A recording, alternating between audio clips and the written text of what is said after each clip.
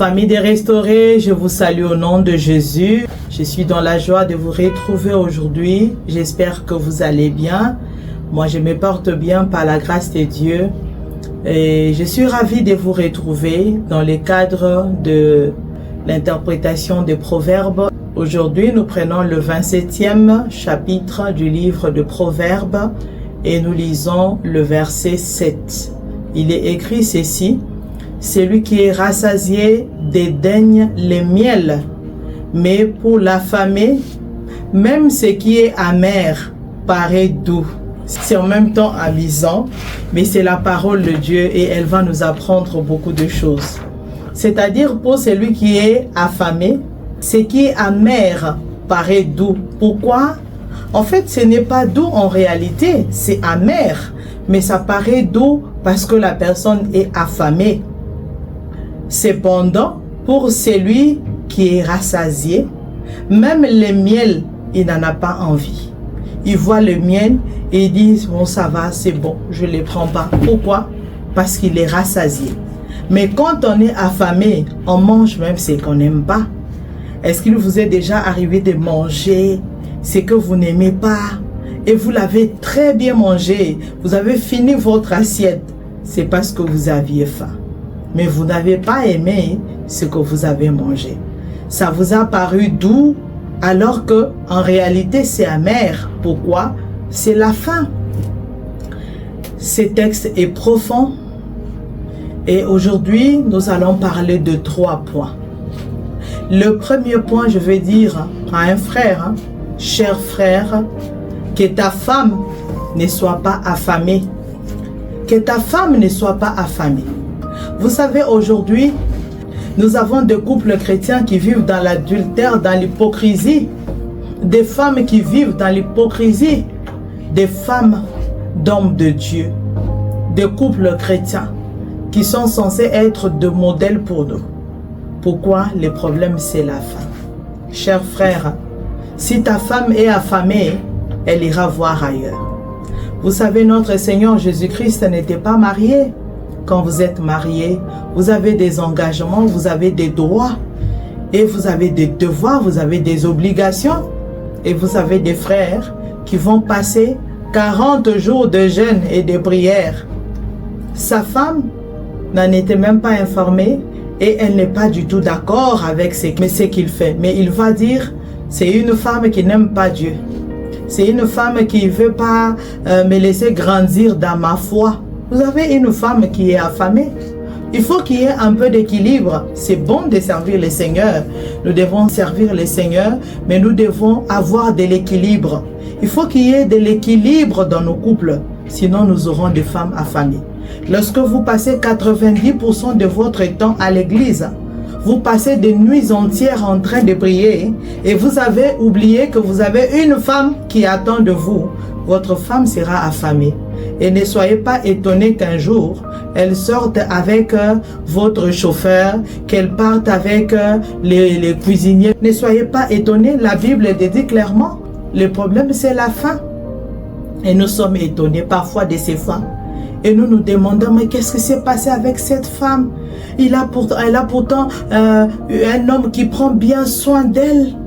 Elle a pourtant un homme riche. Elle a pourtant un homme qui est beau. C'est une femme qui est affamée. Et la conséquence, c'est l'adultère. Chers frères, que votre femme ne soit pas affamée. C'est très important. C'est capital pour l'équilibre de nos couples. Au sein de ces ministères, nous voulons avoir des familles épanouies.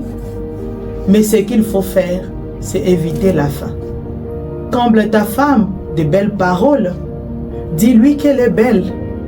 Parce que le jour où son collègue lui dira, oh madame, que tu es belle, que tu es bien habillée aujourd'hui, il se dira, lui au moins il fait attention à moi. Mon mari ne me dit jamais que je suis belle. Mon mari ne me fait jamais des compliments. Même quand je suis bien habillée, même quand je suis bien coiffée, aucun jour il ne m'a dit, mais chérie, que tu es bien coiffée aujourd'hui. J'aime ta coiffure. J'aime ta robe aujourd'hui. Tu es bien habillée. Comment vas-tu? Frère, vous avez des femmes qui sont affamées. Et la conséquence est que ces femmes-là, elles partent ailleurs. Nous prions le Seigneur et parfois il y en a qui disent non, c'est un moment d'épreuve, c'est Dieu qui me tente. La Bible dit Dieu ne tente personne, c'est vous-même parce que votre femme est affamée. Passez du temps avec votre femme, prenez soin de votre femme, soyez présents comme nous l'avions dit même dans l'une de nos vidéos. Cette situation d'éloignement au sein des couples, soyez proches de vos femmes parce que si vous êtes éloignés de vos femmes, les voisins viendront, les amis viendront et l'inceste même va s'installer parce qu'elle passe toute sa soirée avec ton frère, avec tes amis. Elle passe ses soirées avec tes amis. Elle passe ses soirées à la maison avec ton frère. Tu n'es jamais là. C'est une femme qui est affamée. Et un jour, un voisin viendra ravir son cœur. Et vous allez vous poser la question, qu'est-ce qui s'est passé? Elle a été envoûtée. Ce sont des démons, ce sont des liens de famille. Le célibat le réclame. Ma femme est réclamée par ces liens, des liens familiaux. C'est la famille qui... En fait, ce n'est rien de tout cela. C'est juste que vous avez une femme qui est affamée. Comblez votre femme. Sortez avec elle. Nous sommes au sein du ministère de restauration des familles. Nous voulons que nos familles soient heureuses, que nos familles soient épanouies. Mais il y a des choses que nous devons faire. Nous ne pourrons jamais atteindre cet épanouissement, cette vie de bonheur, cette joie, si nous ne faisons pas ces choses-là. Entre autres, comble ta femme. Passe du temps avec ta femme, cher frère. Même si tu es très occupé, je sais que tu travailles beaucoup, je sais que tu dois ramener de l'argent à la maison, je sais que tu veux bien prendre soin de tes enfants, de ton épouse. Mais n'oublie pas l'essentiel. La priorité pour toi, c'est ton foyer.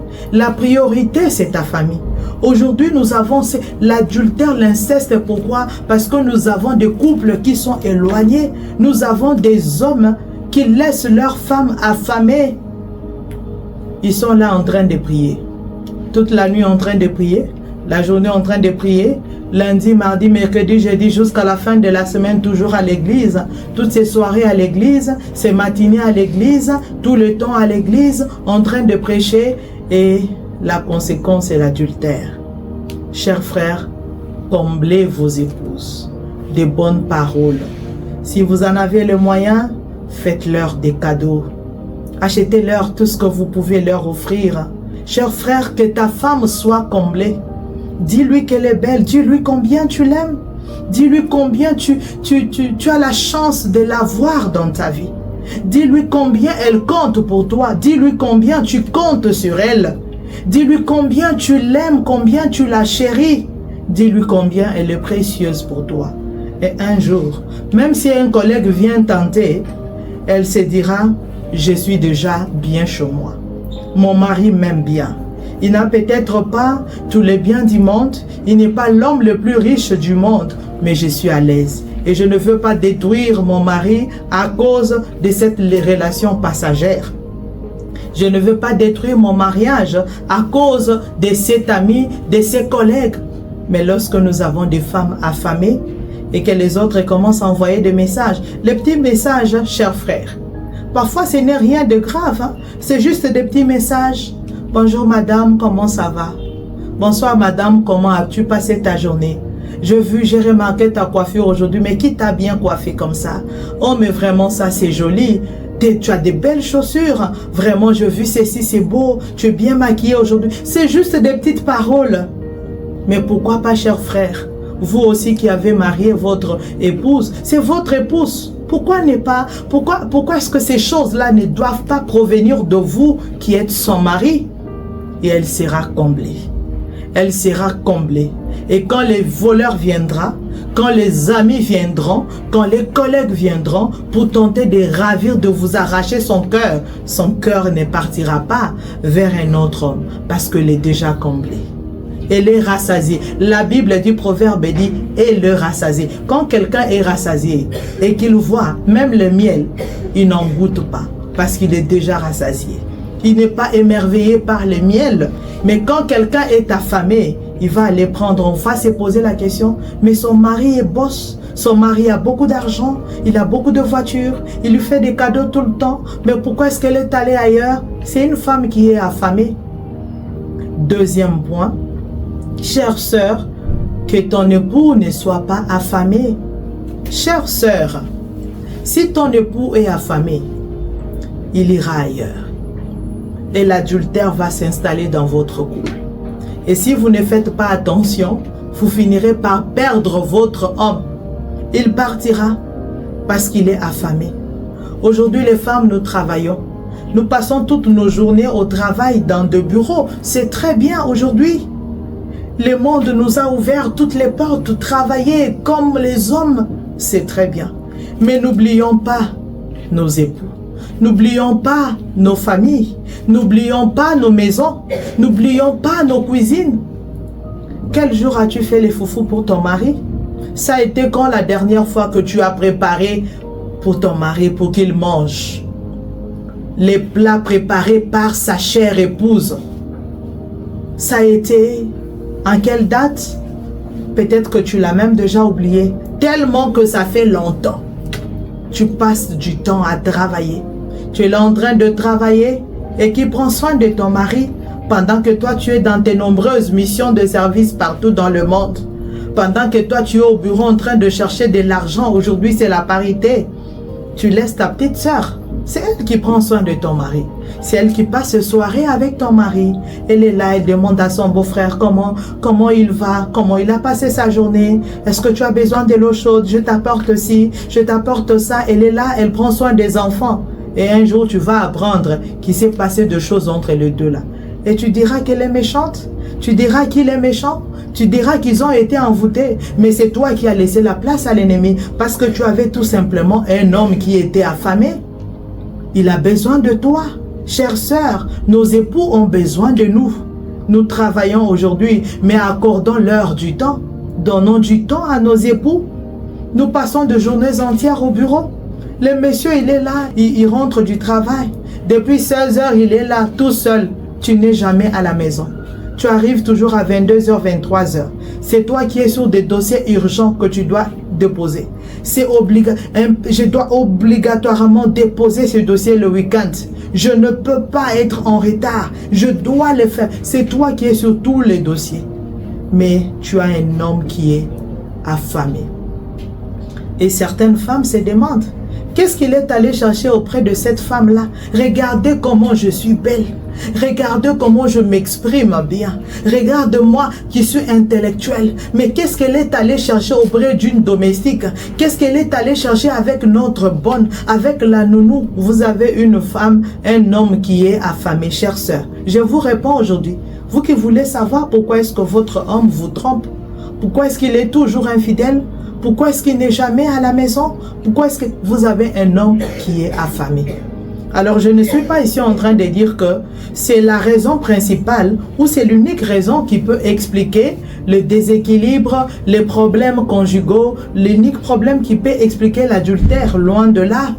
Je sais qu'il y a d'autres causes qui rentrent en ligne de compte, mais c'est parmi les causes principales. Il y a trop de famine au sein de nos couples. Nous avons des hommes affamés et des femmes affamées. Et qu'ils partent ailleurs pour être rassasiés. Ils vont voir ailleurs parce qu'ils sont affamés. Les hommes vont ailleurs et les femmes vont voir dehors parce qu'ils sont affamés. Nous ne leur accordons pas du temps. Chère sœur, accorde du temps. Accorde du temps à ton mari. Je veux que tu prennes aujourd'hui la décision de réorganiser ton temps et consacre du temps à ton époux. Il a besoin de toi. Et parle-lui aussi. Les belles paroles aussi, ce n'est pas seulement les hommes qui doivent les prononcer. Et nous, les femmes également, nous devons dire de bonnes choses à nos époux. Oui, leur dire aussi, chérie, mais que tu es beau. Vraiment, j'apprécie. J'aime ta chemise. J'aime bien ta chemise. Tu es bien habillée aujourd'hui. Oh, mes chéris, vraiment que tu es galant. Que j'ai la chance de t'avoir comme mon époux. Je compte beaucoup sur toi. Je compte beaucoup sur notre relation. Je ne veux pas te perdre. Ça ne fera pas de toi une femme de bas étage. Non, chère sœur. Ce n'est pas vrai. Ce n'est pas la vérité. Comble ton mari. Parce qu'il sort de ta maison, tu lui as pas dit qu'il est bien habillé, qu'il est bien coiffé. Tu lui as pas dit que sa chemise était belle. Et il arrive au travail et sa secrétaire lui dit « Oh mais que chef, j'adore ta chemise. tu es bien habillé aujourd'hui, tu as une belle chemise. Et le lendemain, elle lui dit, mais chef, vraiment, on t'a bien coiffé, hein? J'aime bien ta coiffure. Petit à petit, la foi vient de ce qu'on entend. Même la Bible nous le dit. Petit à petit, un jour, quelque chose va s'installer. Et tu vas pleurer. Pourquoi? Parce que tu laissais ton homme affamé. Dis-lui que tu apprécies les efforts qu'il fournit. Chère sœur, parfois nous sommes toujours en train de nous plaindre. Regardez tel autre. Regardez le mari de ma sœur. Il a acheté ceci pour ma sœur. Il a fait ceci pour ma cousine. On lui a acheté une belle voiture. Après la naissance de son enfant, on lui a offert une grosse parcelle. On lui a offert une villa. On lui a fait ceci alors que nous avons des hommes qui fournissent des efforts. Mais apprécions ces efforts. Félicitons-les pour les efforts qu'ils fournissent. Ça, c'est très important. Ne laissons pas nos maris être affamés. S'ils sont affamés, nous serons étonnés et nous allons nous dire, qu'est-ce que tu allais chercher là-bas?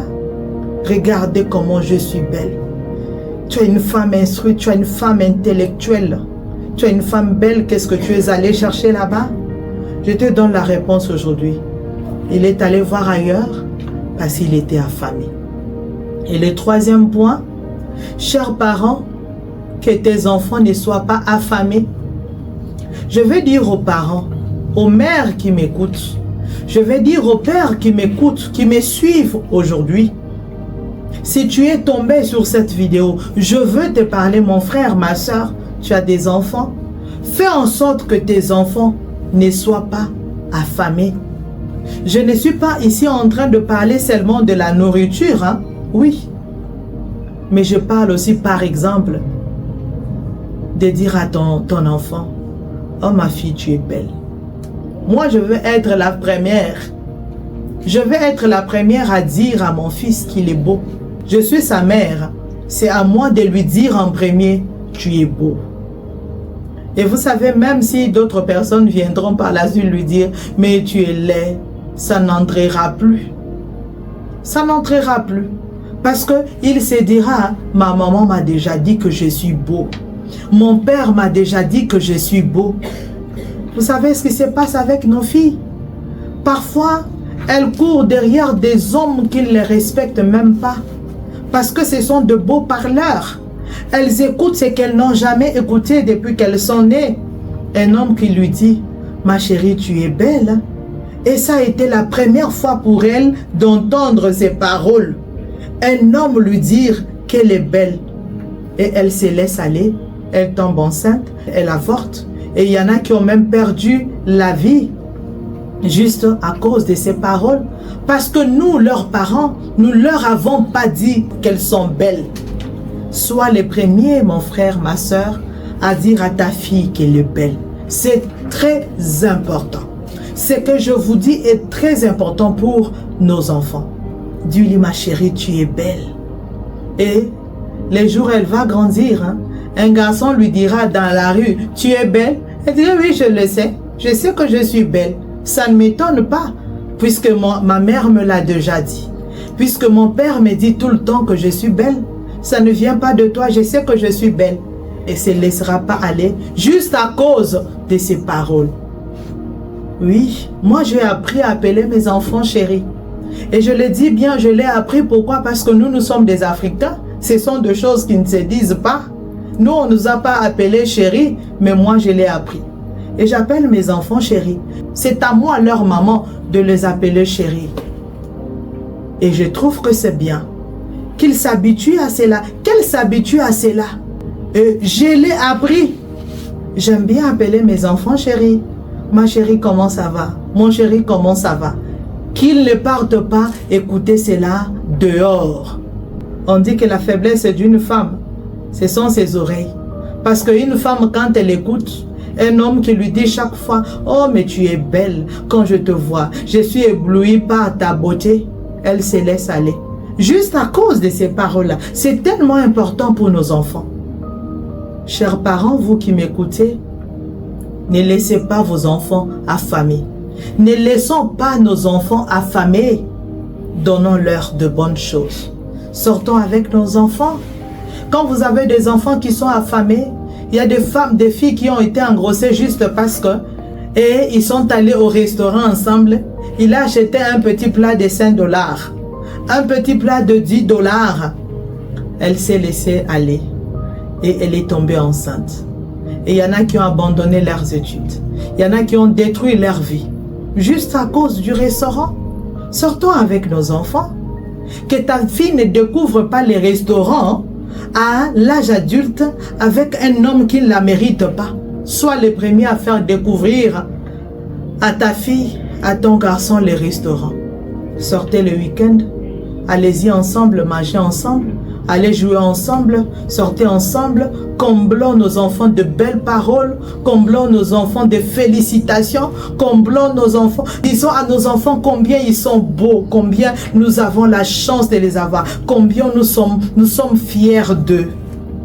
Et les jours où ça viendra s'ajouter, c'est un homme rassasié, qui ne sera pas émerveillé, qui ne sera pas piégé par le diable juste à cause de ces paroles flatteuses. Parce que vous savez, ce sont que de flatteries. Ce ne sont que de flatteries, ce n'est pas la vérité, ce ne sont que de flatteries. Mais qui prennent de la place, pourquoi? Parce qu'il y a un vide, parce que nos enfants sont affamés. Bien-aimés dans le Seigneur, nous sommes au ministère de restauration de famille. Souffrez que je vous parle de toutes ces vérités. Parce que si nous voulons que nos familles soient heureuses, parce que si nous voulons que nos familles soient épanouies, il y a des choses que nous devons faire et il y a celles que nous devons abandonner. Il y a des choses que nous devons abandonner, il y a des choses que nous devons faire et nous devons restaurer nos âmes. Nous devons apprendre de nouvelles choses que nous n'avons pas apprises de nos parents, de nos familles, acquérir de nouvelles habitudes afin que nos familles soient heureuses, que nos familles soient épanouies. Que Dieu vous bénisse. Nous allons prier. Seigneur Dieu d'amour, nous te rendons des actions de grâce et nous te disons merci pour cette parole forte que tu nous as envoyée. Nous avons encore besoin de toi, car c'est toi qui nous donnes la force. Par ta sagesse, nous voulons, nous épouses, nous voulons que nos hommes ne soient pas affamés, mais nous voulons avoir des hommes rassasiés. Accorde-nous ta sagesse et ton intelligence. Mes frères ont besoin de toi. Ils veulent aujourd'hui, ils ont pris la décision de travailler en sorte que leurs épouses ne soient plus affamées, mais que leurs épouses soient rassasiées. Seigneur, aide-nous. Nous, chers parents, avons pris la décision aujourd'hui de travailler de sorte que nos enfants soient rassasiés, afin que nos enfants ne partent pas, ne soient pas piégés par l'ennemi juste à cause de la flatterie du monde. Nous avons besoin de toi. Aide-nous par ta sagesse et par ton intelligence. Au nom de Jésus-Christ, nous avons ainsi prié. Ainsi soit-il. Bien-aimés dans le Seigneur, que Dieu vous bénisse. Prenez soin de vous et à la prochaine.